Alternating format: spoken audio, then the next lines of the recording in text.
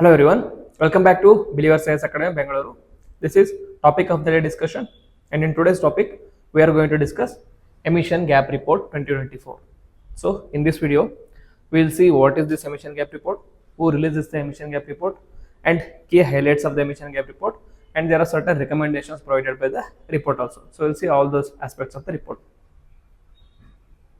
Why it is in news? Obviously it is in news because new report has been released by UNEP. What is UNEP? United Nations Environment Program. It is a body under United Nations which is responsible for releasing of emission gap report. It is a global greenhouse gas emissions have reached a new high of 57.1 billion tons of carbon dioxide equivalent in 2023, which is a 1.3% rise compared to 2022. So main highlight of the report here is it is said that there has been 1.3% increase in the emissions. What is the need? We have to reduce the emissions, but instead what is happening? It is increasing. So that is the basics about report. UNEP, it is very important. UNEP is the one who releases emissions gap report. Okay, any kind of gap report, emissions gap report, adoption gap report, methane gap report, kind of gap reports are produced by UNEP. Keep this in mind. So this kind of questions can directly be asked in the question paper, like prelims questions. Okay, in prelims there can be direct questions, like suppose like this: which of the following organization releases emissions gap report? Options will be IUCN, UNEP, UNDP, or WMO. The correct answer will be UNEP. So what are the key points of emission gap report 2023 or 2024? So there is a urgent emission reduction targets. It says that there is a target under Paris Climate Agreement that we have to limit the global warming to 1.5 degrees Celsius compared to the pre-industrial levels. Okay, if you want to limit the global warming to 1.5 degrees Celsius from the pre-industrial level, you have to achieve certain reduction. That is to align with the 1.5 degree goal of Paris Climate Agreement. Global greenhouse gases emissions must decrease by 42% by 2030 and 57% by 2030 compared to 2019 levels. Okay, you need 42% reduction and 50% reduction by 2030-2035 respectively. But what is happening at present?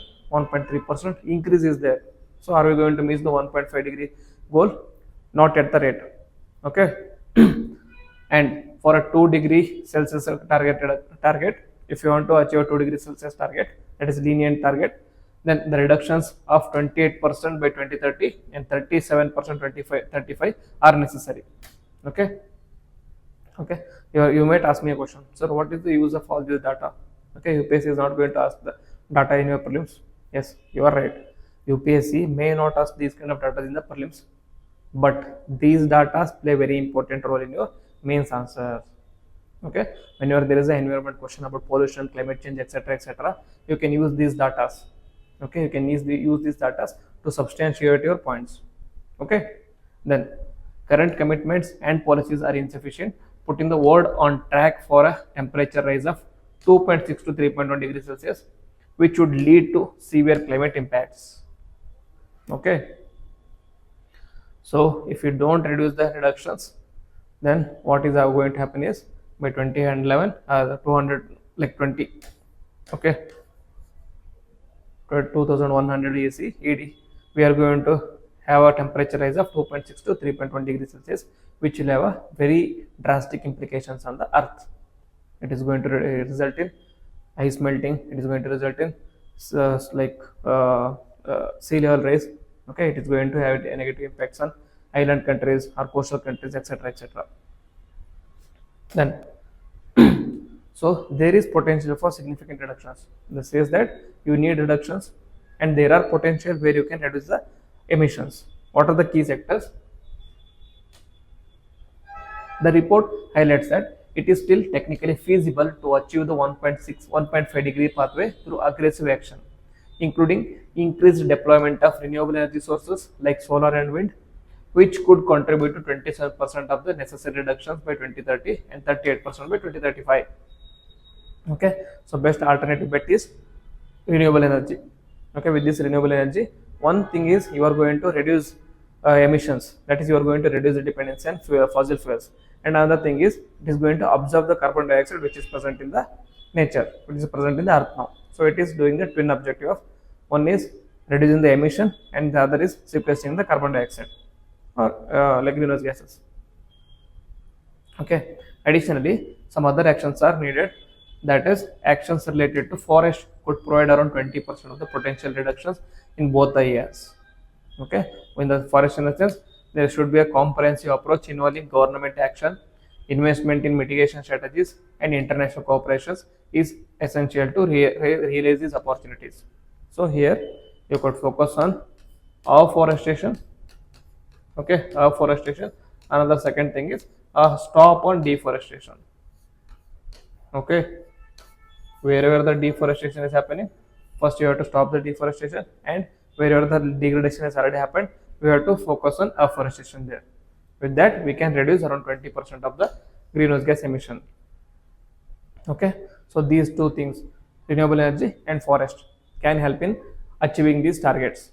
Okay, so there is potential. And then, what are the global emission trends according to the report? According to the report, greenhouse gas emissions have reached the record high of 57.1 gigatons of carbon dioxide equivalent in 2023. This marks an increase from previous years, with the fossil fuels of carbon dioxide emissions projected at 37.4 billion tons in 2022 to 0.8% increase in 2023, and a total of CO2 emissions, including land use change, is projected to be 41.6 billion tons in 2024. Okay, so it is an upward trend. Okay, it is at an upward trend. It keeps on increasing. Then, what are the main reasons behind this one? According to the report, the increase is attributed primarily to rising emissions from major economies such as China and India, with India experiencing the largest relative increase at 6.1%, with China contributing the most in absolute terms. Okay, this point becomes very important.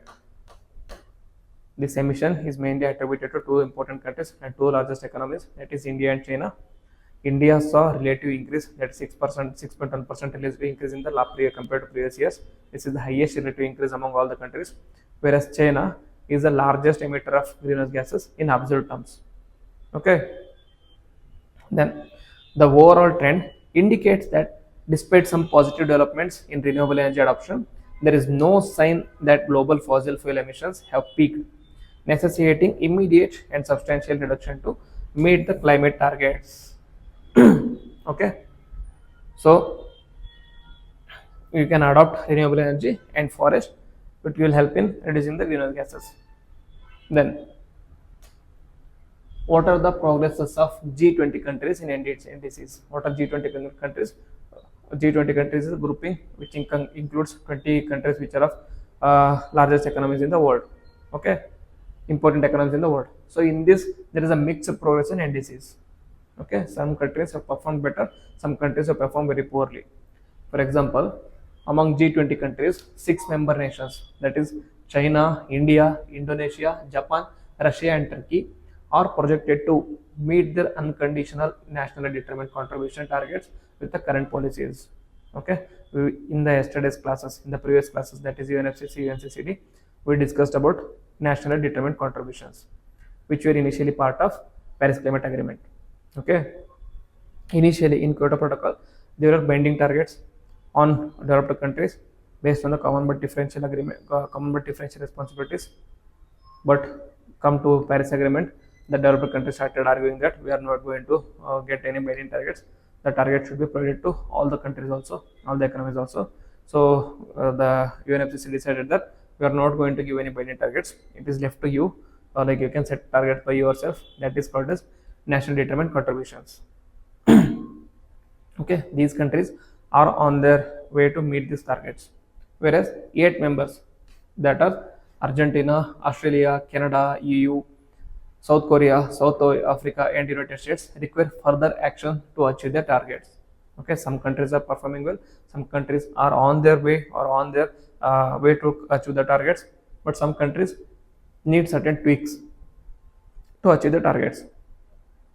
This indicates a significant disparity in progresses across the different G20 nations, with many needing to be on track to meet their commitments under Paris Agreement. Okay, so there is a need for policy changes in many countries. and there is also need for enhanced ambition. The report says that the G20 must significantly ramp up their climate ambitions in the next round of NDCs to align with the goals of limiting global warming to 1.5 degrees Celsius. This includes committing substantial emissions reduction to 42% by 2030 and 57% by 2035. Okay, these G20 countries are some of the important economies, are the largest economies in the world. So it should be their duty to focus on this climate agreement, because they are developing and underdeveloped countries have their own necessities, their own needs. Okay, so it should be the duty or the responsibility of these developed and developed countries, so that it can focus on climate change actions. Okay, and then in the report it is also talking about NDCs. What is the NDC target? There is collective emission reduction goals, that is G20 countries have pledged to reduce greenhouse gas emissions through nationally determined contributions, targeting a 42% reduction by 2030 and 57% by 2035, which is aligned with the Paris Climate Agreement to limit warming below 22%. So there is a diverse member targets and progress. G20 members have varied NDC targets, such as China aiming to peak CO2 emissions by 2030 with 60 to 65% reduction in carbon intensity, while Argentina caps net emissions at 483 million tons of carbon dioxide equivalent. Okay, since it is nationally determined, okay, since it is voluntary, each state or each country can have their own different kinds of emissions, okay, targets or emission reduction targets, or they can focus on afforestation, or they can focus on reduction, or they can focus on land restoration, etc., etc. It depends on the individual country. Okay, how you are going to reduce the carbon dioxide or greenhouse gases, it is left to you, but you have to reduce. So we understood that there is a delay or there is a lag in the collective action in the world. So what should be the way forward then? Okay, what should be the steps so that we can avoid increasing more than 1.5 degrees Celsius? So according to the report, the steps are there should be significant annual emission reductions. That is, a reduction of 7.5 degrees per year until 2035 is necessary to align with 1.5 degree Celsius pathway, while a 4% annual reduction is needed for 2 degrees Celsius target. Okay, and then investment in renewable energy. The report says that the increased deployment of solar and wind technologies could approximately deliver 27% of the total emission reduction potential by 2030 and 38% by 2035. So one is emission reduction, another one is focusing on greenhouse gases, and another one is action on forest, which we already discussed this.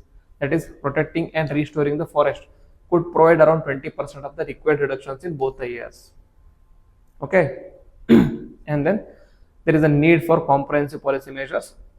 That is, whole of government approach is essential, maximizing socio-economic and environmental co-benefits while minimizing trade-offs. Then there should be increased mitigation investment.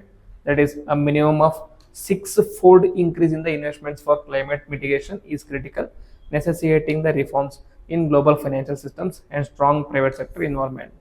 Okay, it is not just the duty of the public, or it is not just the duty of the government. No, it is also duty of the private players also. So they should also come forward and involve in the climate reduction, or emission reduction targets. So you need a holistic approach, so that you don't end